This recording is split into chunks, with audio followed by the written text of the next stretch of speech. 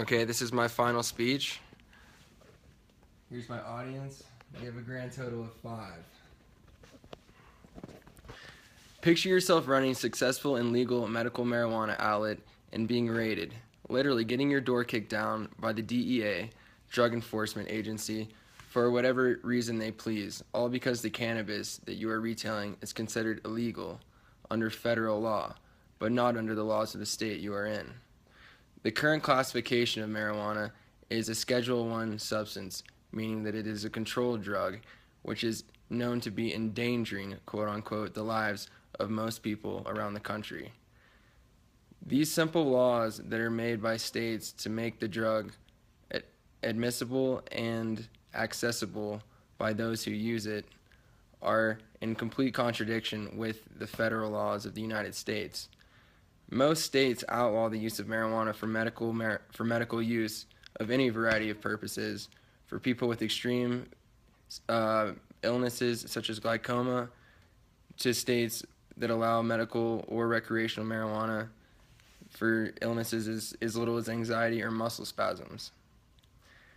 For a variety of reasons, governments have chosen to turn a blind eye to states that allow marijuana, whether it is for medical or recreational use. My personal anecdote is I'm currently registered with the state of Colorado for a medical marijuana license, which allows me to treat my anxiety/depression without having to resort to any pharmaceuticals to medicate. I have an overall improved quality of life from all my natural health regimens. Saving my body from having to take man-made substances aided my mind and has dramatically improved my health from a day-to-day basis. My energy and my positivity has greatly improved since going all natural. I'd like to ask you, if you've ever used medical marijuana, to think to yourself, has this ever benefited you, and be completely honest in your doing, as this is something that needs to be come to terms with on a state level and a federal level. The main problem surrounding medical and recreational marijuana right now is the antagonism between federal and state governments.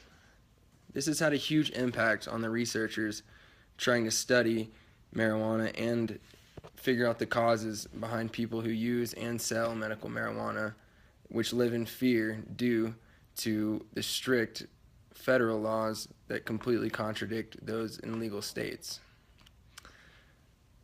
The strict laws that apply to researching marijuana from both the FDA and the DEA have stinted researcher and scientific ability to figure out if there actually are any benefits behind the use of marijuana.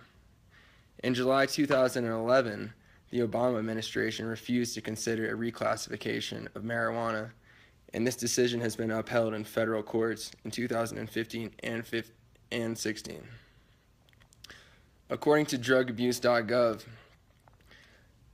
researchers have not concluded enough research on a large scale in clinical trials to be able to prove whether the benefits of marijuana outweigh the risks in patients that use it to treat. Currently, there are over 22,000 published studies or reviews in scientific literature, far more than the required amount that have been used to study any other drug.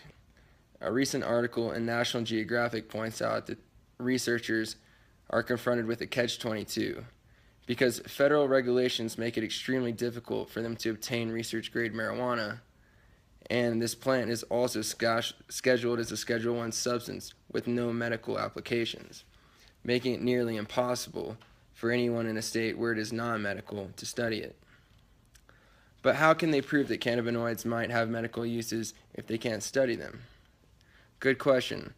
The benefits of the need stage for medical marijuana describe illnesses that it is used to treat. According to WebMD, marijuana can be used and have promising benefits for patients suffering with Alzheimer's disease, autism, cancer, chronic pain, digestive disorders, multiple sclerosis, and many other things like anxiety and depression, painful muscle spasms, or sleep disorders.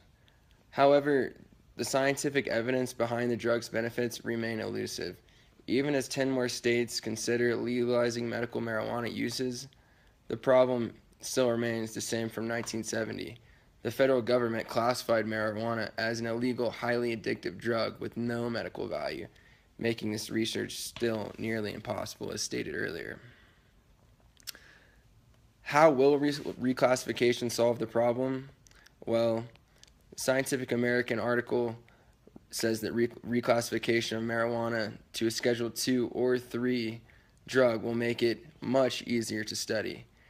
Drugs such as oxycodone and Percocet are currently rated a Schedule 2 substance and much easier for scientists to study, although the likelihood for abuse is similar as it is in the eyes of the government for marijuana.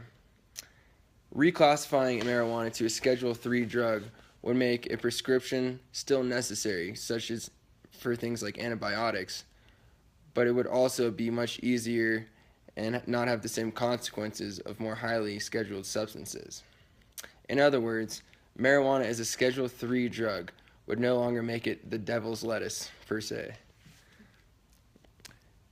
If you were to visualize this, just see researchers being able to study marijuana and see the good behind it, it will allow us to make an informed judgment about the actual science behind the medical use of it without the same scrutiny by the federal government and the same scrutiny that current patients face. Since the election, it seems likely that the Trump administration will also reject reclassification. During the campaign, Trump indicated support for medical marijuana, but his advisors like Chris Christie and Rudy Giuliani, who see marijuana as a source of crime, have been very much against legalizing marijuana for any purpose and could persuade him to change his mind. The only action that we are left with, and the only option that we have to take, if in support of marijuana, would be to go to your local government or contact your local congressperson, start a petition, support organizations like NORML, the National Organization for the Reform of Marijuana Laws, which are trying to create more sensible policies for the medical use of marijuana. Also, lastly, you could write a letter to the Medical Marijuana Registry in your state. These are all sensible and easy ways to help get this drug scientifically researched so we can all be informed about marijuana and how it is helping or hurting us. My audience is still present. All 5. All right, thank you.